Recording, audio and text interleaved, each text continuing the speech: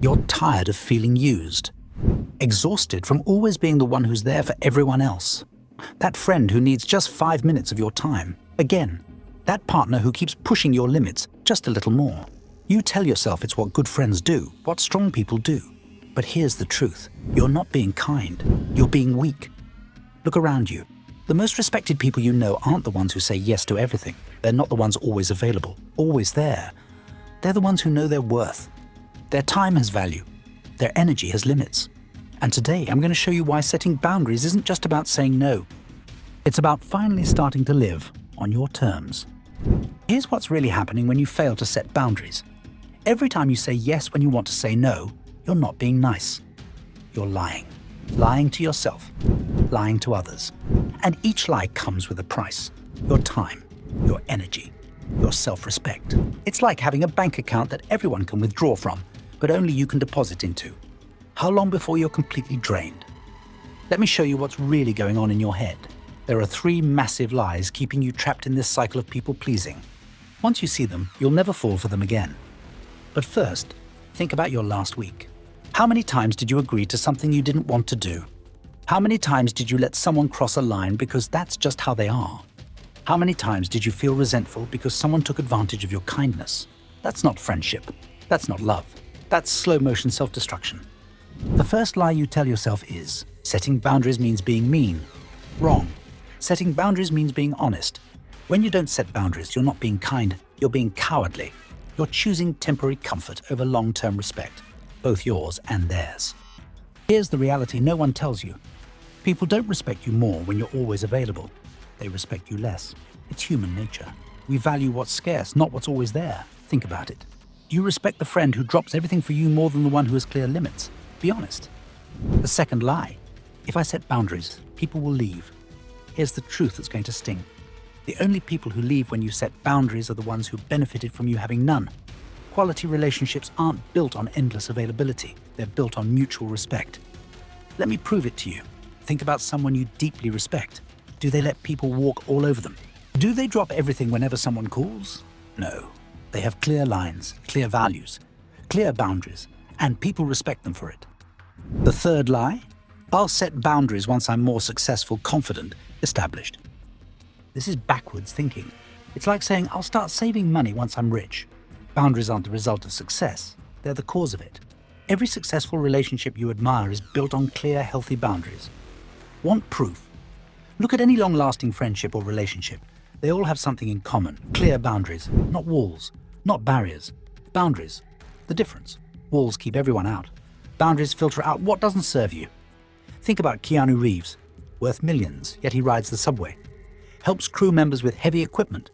Takes pay cuts so other people can get hired. Sounds like a guy with no boundaries, right? Wrong. Keanu's got boundaries of steel. You'll never see him in tabloid drama. Never catch him at celebrity parties. Never spot him oversharing on social media. When a fan approached him at an airport, filming without permission, he didn't get angry. He didn't make a scene. He simply said, yeah, no. We're not doing that. Calm. Direct. Clear. Here's what most people miss. Keanu's kindness comes from his boundaries, not despite them. He chooses when to be generous. Decides where to spend his energy. That's why he can afford to be kind. Because he protects his peace first. While other celebrities are burning out, having public meltdowns, he's been consistent for decades. But this isn't about being a movie star. This is about understanding that the strongest people aren't the ones who give everything to everyone. They're the ones who know exactly what they're willing to give and to whom. That's real strength. That's real kindness. So how do you build boundaries like this? It starts with the BCS method, boundary communication support. This isn't theory. This isn't feel-good advice. This is a battle-tested system for people who are done being everyone's emotional ATM. First step, boundary identification. You need to know what's yours to carry and what isn't. Your time, yours. Your energy, yours. Someone else's emotions, not yours. Their life choices, not yours. Their emergencies, not automatically yours. Start right now. Get your phone out. Write down 3 things that drain you most. Those are your first boundaries waiting to be set. Maybe it's late-night calls from energy vampires. Maybe it's lending money you never get back. Maybe it's giving advice that's never taken. Second step, clear communication. Forget dropping hints. Forget hoping they'll get the message. Here's how to do it right. Your friend's having another crisis. Look, I can listen for a few minutes, but then we need to talk solutions. Someone keeps borrowing money.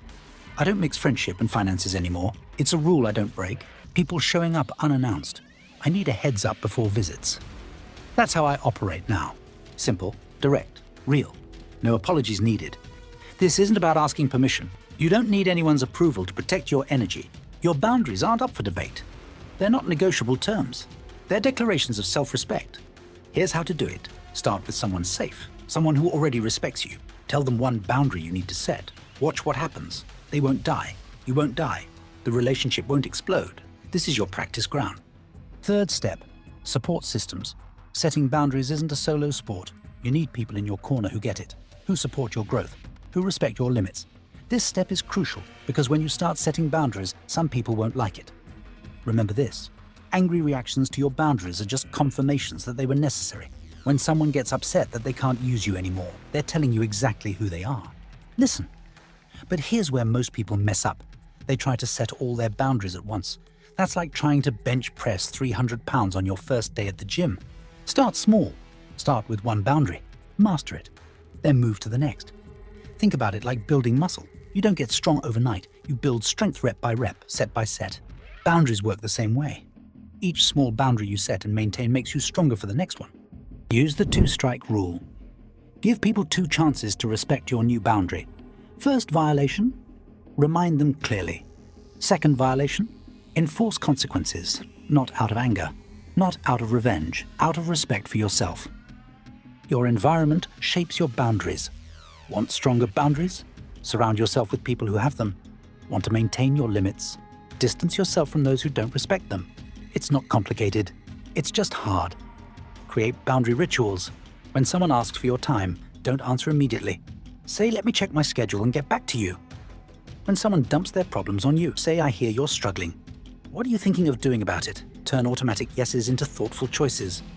Here's what no one tells you about boundaries. They feel wrong at first. Your brain will fight you. That people-pleasing part of you will scream that you're being selfish. That's normal. It's like any other growth, uncomfortable but necessary. You'll feel guilty. You'll worry you're being too harsh. You'll be tempted to go back to your old ways. That's your old programming talking. The same programming that got you here, tired, drained, and resentful. Think about this. A year from now, you'll have either strong boundaries or the same problems you have today. Those 365 days will pass anyway. The only question is whether you'll spend them building self-respect or building resentment. The next time someone pushes your limits, remember this. Your life is a gift, not a free resource for others to drain. Your time is valuable. Your energy is precious. Your peace is priority. Setting boundaries isn't selfish, it's survival. And it starts now. Not when you're ready. Not when it feels comfortable. Now. But it doesn't stop there. To take this to the next level, watch this video with extremely powerful tips and strategies that you need to truly enhance your life today.